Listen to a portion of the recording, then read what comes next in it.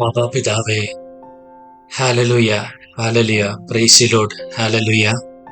വിശുദ്ധ മത്തായിയുടെ സുവിശേഷം 11-12 അധ്യായങ്ങൾ.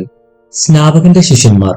യേശു 12 ശിഷ്യന്മാർക്കും നിർദ്ദേശങ്ങൾ നൽകിയതിനു ശേഷം അവരുടെ പട്ടണങ്ങളിൽ പഠിപ്പിക്കാനും പ്രസംഗിക്കാനുമായി അവിടെ നിന്ന് പുറപ്പെട്ടു. യോഹന്നാൻ കാരാഗൃഹത്തിൽ വെച്ച് ക്രിസ്തുവിന്റെ പ്രവർത്തനങ്ങളെക്കുറിച്ച് കേട്ട് ശിഷ്യന്മാരെ അയച്ച് അവനോട് ചോദിച്ചു, വരാനിരിക്കുന്നവൻ നീ തന്നെയോ, അതോ ഞങ്ങൾ മറ്റൊരുവനെ പ്രതീക്ഷിക്കണമോ? യേശു പറഞ്ഞു, നിങ്ങൾ കേൾക്കുന്നതും കാണുന്നതും പോയി യോഹന്നാനെ അറിയിക്കുക. അന്ധന്മാർ കാഴ്ച പ്രാപിക്കുന്നു, മുടന്തന്മാർ നടക്കുന്നു, കുഷ്ഠരോഗികൾ ശുദ്ധരാക്കപ്പെടുന്നു, ബധിരർ കേൾക്കുന്നു, മരിച്ചവർ ഉയർപ്പിക്കപ്പെടുന്നു, ദരിദ്രരോട് സുവിശേഷം പ്രസംഗിക്കപ്പെടുന്നു. എന്നിൽ ഇടർച്ച തോന്നാത്തവൻ ഭാഗ്യവാൻ. സ്നാപകനെ കുറിച്ച് സാക്ഷ്യം. അവൻ പോയതിനു ശേഷം യേശു ജനക്കൂട്ടത്തോട് യോഹന്നാനെ കുറിച്ച് സംസാരിക്കാൻ തുടങ്ങി. എന്തു കാണാനാണ് നിങ്ങൾ മരുഭൂമിയിലേക്ക് പോയത്? കാറ്റത്തുലയുന്ന ഞാങ്ങണയോ? അല്ലെങ്കിൽ വേറെ എന്തു കാണാനാണ് നിങ്ങൾ പോയത്? മൃദുല വസ്ത്രങ്ങൾ ധരിച്ച മനുഷ്യനെയോ? മൃദുല വസ്ത്രങ്ങൾ ധരിക്കുന്നവർ രാജകൊട്ടാരങ്ങളിലാണുള്ളത്. അല്ലെങ്കിൽ പിന്നെ എന്തിനാണ് നിങ്ങൾ പോയത്? പ്രവാചകനെ കാണാനോ? അതെ, ഞാൻ നിങ്ങളോട് പറയുന്നു, പ്രവാചകനേക്കാൾ വലിയവൻ തന്നെ. ഇവനെപ്പറ്റിയാണ് ഇങ്ങനെ എഴുതിയിരിക്കുന്നത്. ഇതാ, നിനക്ക് മുമ്പേ എന്റെ ദൂതനെ ഞാൻ അയക്കുന്നു. അവൻ നിന്റെ മുമ്പേ പോയി നിനക്ക് വഴി ഒരുക്കും. സത്യമായി ഞാൻ നിങ്ങളോട് പറയുന്നു, സ്ത്രീകളിൽ നിന്ന് ജനിച്ചവരിൽ സ്നാപകയോഹന്നാനേക്കാൾ വലിയവനില്ല. എങ്കിലും സ്വർഗരാജ്യത്തിലെ ഏറ്റവും ചെറിയവൻ അവനേക്കാൾ വലിയവനാണ്. സ്നാപകയോഹന്നാന്റെ നാളുകൾ മുതൽ ഇന്നുവരെ സ്വർഗരാജ്യം ബലപ്രയോഗത്തിന് വിഷയമായിരിക്കുന്നു. ബലവാന്മാർ അത് പിടിച്ചടക്കുന്നു. യോഹന്നാൻ വരെ സകല പ്രവാചകന്മാരും നിയമവും പ്രവചനം നടത്തി. നിങ്ങൾ സ്വീകരിക്കാൻ തയ്യാറാണെങ്കിൽ ഇവനാണ് വരാനിരിക്കുന്ന ഏലിയ. ചെവിയുള്ളവൻ കേൾക്കട്ടെ. ഈ തലമുറയെ എന്തിനോടാണ് ഞാൻ ഉപമിക്കേണ്ടത്? ചന്തസ്ഥലത്തിരുന്ന് കൂട്ടുകാരെ വിളിച്ച്, ഞങ്ങൾ നിങ്ങൾക്ക് വേണ്ടി കുഴലൂതി, എങ്കിലും നിങ്ങൾ നൃത്തം ചെയ്തില്ല.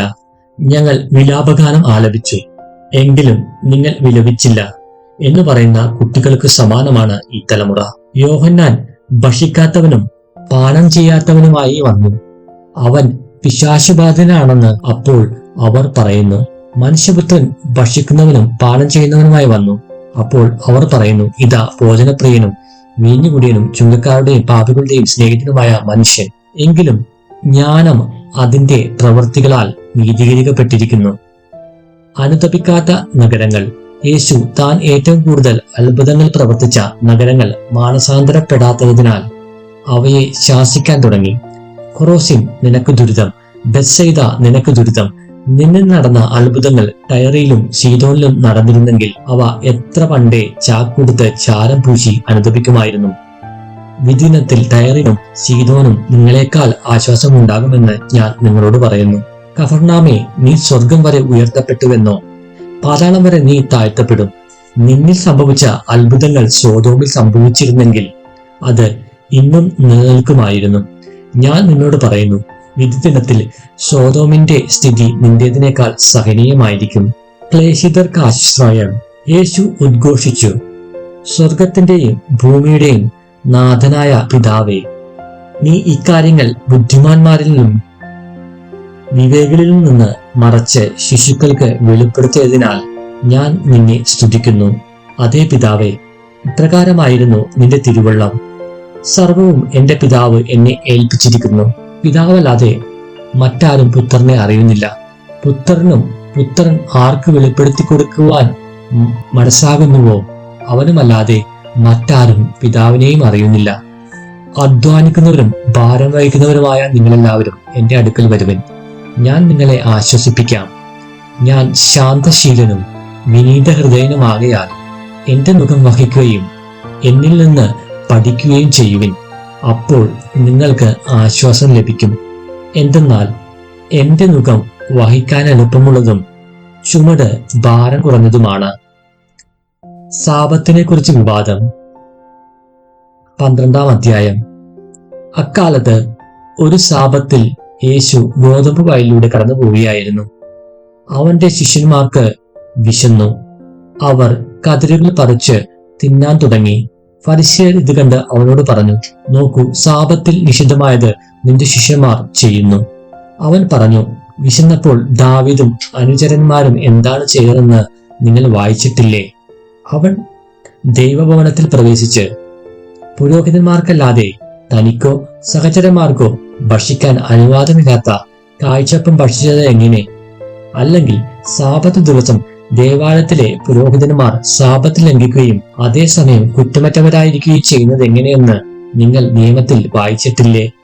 എന്നാൽ ഞാൻ നിങ്ങളോട് പറയുന്നു, ദേവാലയത്തെക്കാൾ ശ്രേഷ്ഠമായ ഒന്ന് ഇവിടെയുണ്ട്.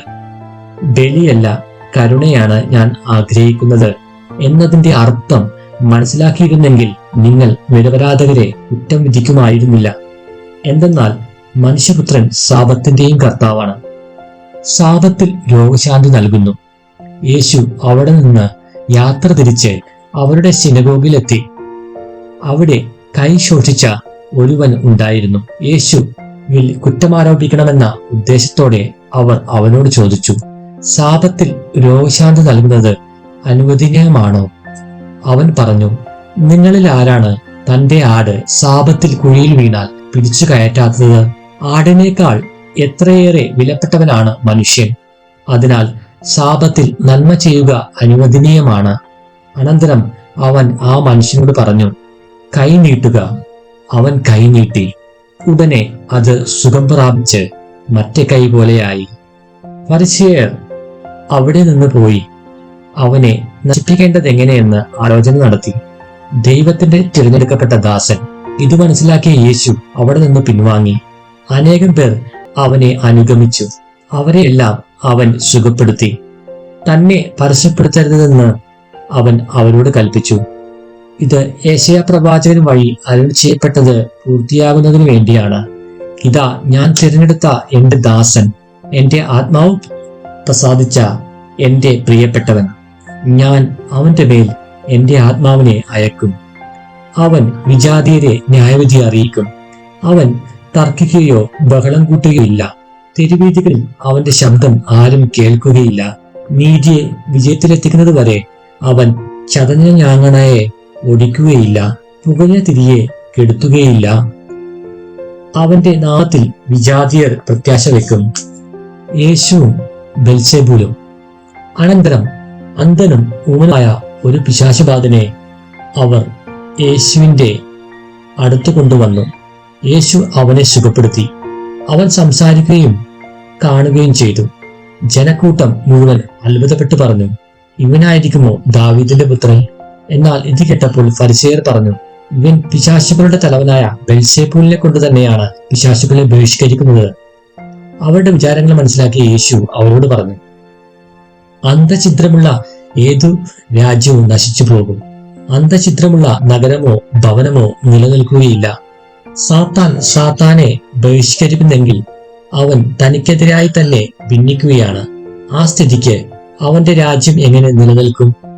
ബെൽസെബൂലിനെ കൊണ്ടാണ് ഞാൻ പിശാചുക്കളെ ബഹിഷ്കരിക്കുന്നതെങ്കിൽ നിങ്ങളുടെ പുത്രന്മാർ ആരെക്കൊണ്ടാണ് അവയെ ബഹിഷ്കരിക്കുന്നത്?